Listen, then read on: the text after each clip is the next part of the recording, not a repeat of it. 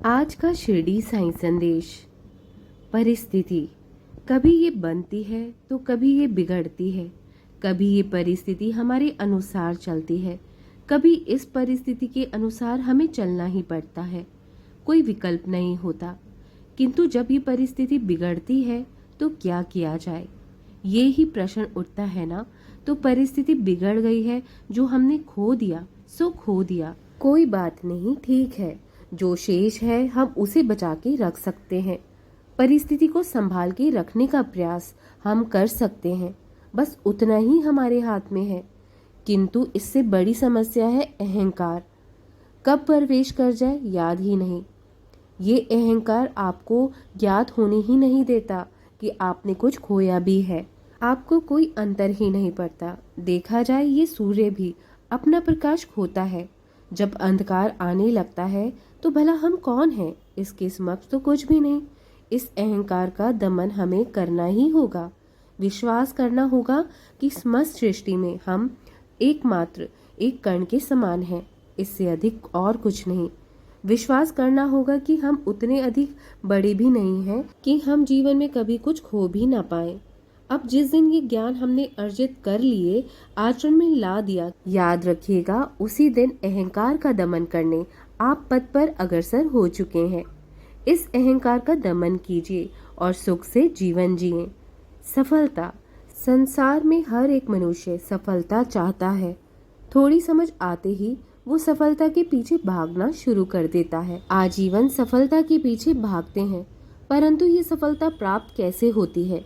व्यवहार से, छल से, बल से, धन से।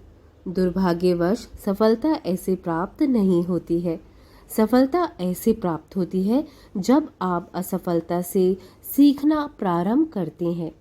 असफलता से शिक्षा प्राप्त करना अत्यंत आवश्यक है मेरे बच्चों। इससे की हुई भूलों से सीखना अत्यंत आवश्यक है। यदि आप असफलता से भयभीत रहते हैं, उससे दूर भागते हैं, तो जीवन में आप कभी आगे नहीं बढ़ पाएंगे।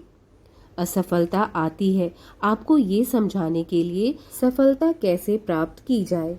तो असफलता का स्वागत कीजिए, उससे सीखिए। निश्चित रूप से सफलता आपके कदमों में होगी। इससे घबराने की कोई ज़रूरत नहीं है। हर व्यक्ति को सफलता के लिए असफलता से होकर ही गुजरना पड़ता है। इसलिए तुम बस अपने पथ पर आगे बढ़ते रहो। कभी भी घबराकर या हार कर मत बैठना। सब कुछ ठीक होने वाला है। कहते हैं समय से पूर्व और भाग्य से अधिक किसी को कुछ नहीं मिलता।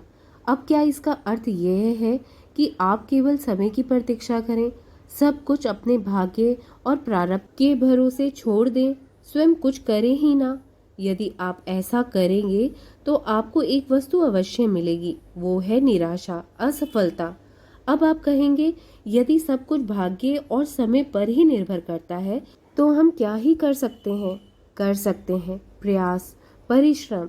ये प्रयास ही है जो उस समय को खींचकर आपके निकट लाता है, वो समय जिसकी आप प्रतीक्षा कर रहे हैं। और ये भाग्य, ये उसके समक्ष झुकता है जो सदैव परिश्रम करते हैं। क्या आपको मालूम है कि संसार में हर कोई व्यक्ति कुछ बड़ा कार्य करना चाहता है, कुछ ऐसा जो संसार में कभी भी किसी ने ना किया हो। उस पद पर पहुंचना चाहता है जो संसार में कभी कोई पहुंच ना पाया हो।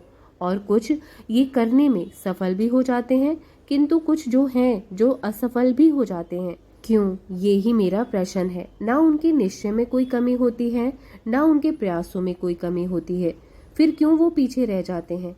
इसका उत्तर बहुत आसान सा है, सरल सा है। ये संसार आपको बताता हूँ कैसे। आप इस संसार में महान कार्य करना चाहते हैं, वो महान पद पाना चाहते हैं जो संसार में कभी किसी ने नहीं पाया होगा। परंतु आपकी समस्या ये भी है, इस कार्य में संसार आपका साथ नहीं दे रहा। कैसी विचित्र बात है ना? अरे भूल जाइए संसार को, अकेले जीवन में आगे बढ़िए। गंगोत्री से जब एक बूंद निकलती है तो वो केवल एक बूंद होती है, पर उसके पश्चात जब वो अपनी यात्रा प्रारंभ करती है अन्य बूंदों के साथ मिलकर, तब वो धारा बनती है, तब वो एक गंगा माता कहलाती है, गंगा नदी बनती है। यदि आपको भी जीवन में आगे बढ़ना है तो अकेले बढ़ना सीखिए, निडरता के साथ, साहस के साथ, सकारात्मकता के साथ। जीवन में आगे बढ़ते रहिए। अकेले आगे बढ़िए और फिर देखिए वो मार्ग, वो पथ आप ही की प्रतीक्षा कर रहा होगा। अकेले आगे बढ़ने से कभी घबराइए मत और दूसरों से कोई उम्मीद मत रखिए। तभी आप जीवन में खुश भी रह पाएंगे और आगे भी बढ़ पाएंगे। अपना ख्याल रखो मेरे बच्चों, मैं हमेशा तुम्हारे साथ हूँ। राम कृष्ण हरि, राम कृष्ण हरि, राम कृष्ण हरि।